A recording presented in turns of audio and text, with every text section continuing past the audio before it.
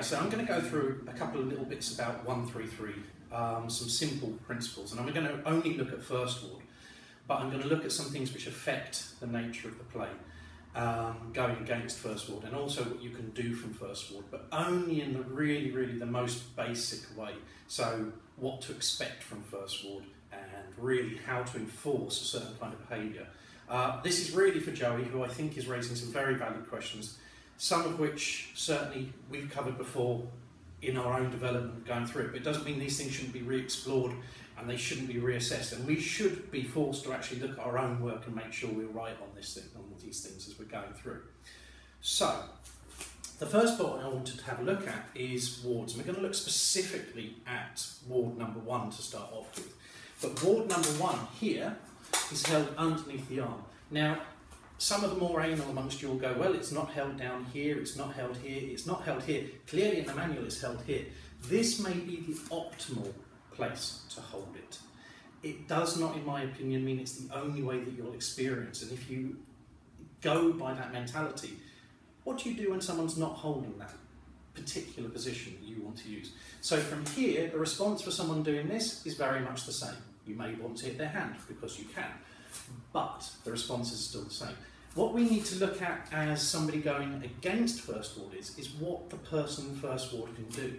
So very simply, they can wind up in opposition, very simply, and I've had this done to me quite a lot. They can crash up into Zwerkhaus, so they can come 1, 2.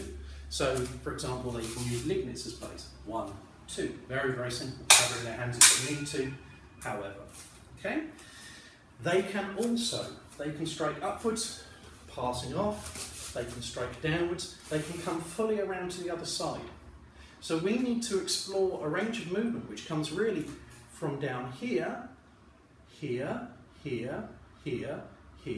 also here, as far around as this can come, because we're not dealing with what we think is the only thing that will come from this. We're dealing with everything that somebody can do. And this is an important thing to understand. This same principle obviously applies to somebody who's in second ward, for example. So if I'm here, my potential to hit without shifting into another ward, for example, if I come here, I'll shift either into fourth ward or to third ward to go into a cut. So that if I start doing this, you know that I'm coming from third ward. If I start shifting here, I'm going into fourth.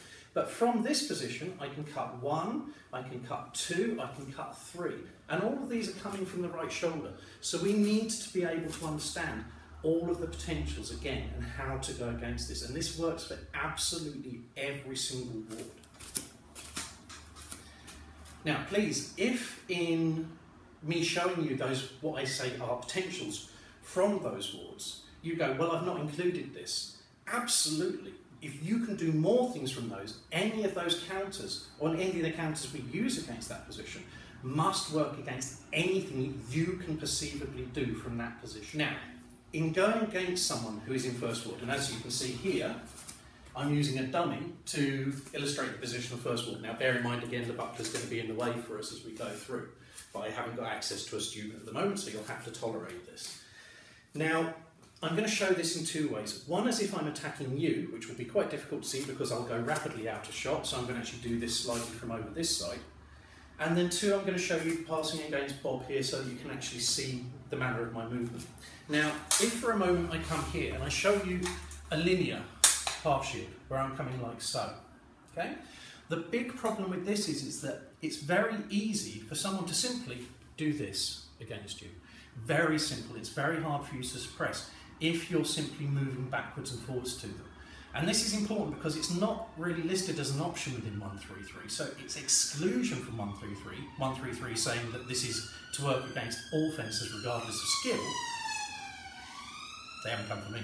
Is very important. Now, if it's not included, why is it not included as a valid option? And my opinion on that is because you're going offline constantly. Now, my backup for this is very much that if I'm coming towards you, as I say, like so, it's very simple for you to counter me either on this side of the blade or this side of the blade. I can do this to suppress that, but then it's very easy for you to come up on this side. So again, this is not a valid option for me. So the way to stop this is for me to come like so and circle like so. Now this might seem like a very, very strange thing, but it does mean that from your left side, all you can do is attack my right side, which means that half shield will fulfill its function. Basically what I'm doing is I'm taking your first ward, which is underneath your left arm, and I am despising it. I'm walking away from it and I'm going towards your right shoulder. Thus whatever you can do from there has to come from your left side. It's invalid coming from my right side because naturally I'm covered by my moving around to your right hand side. But if you don't use it, I despise it. I go away from it. And in this case here, for example, if I can hopefully show you, by moving around like so, I will eventually, if you let me, come to your left shoulder, to your right shoulder, sorry. And that will keep me safe. It forces you in this case to have to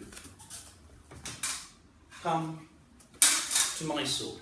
You will have to come towards me. If you don't, I get to hit you. If you do, I get the sword on the outside of mine, which is where I want it. Okay, so basically here, by holding half shield like so, bringing in my left shoulder and walking around the opponent. Clearly out of camera shot, just to be very, very helpful. I hope this is clear. I hope it gives you some clarity over what I'm trying to explain. Going towards the right shoulder for second ward, completely opposite. I'll head in a different direction. I hope this helps, and if you have any questions about 133, do ask. I'm always game. Take care. Bye-bye.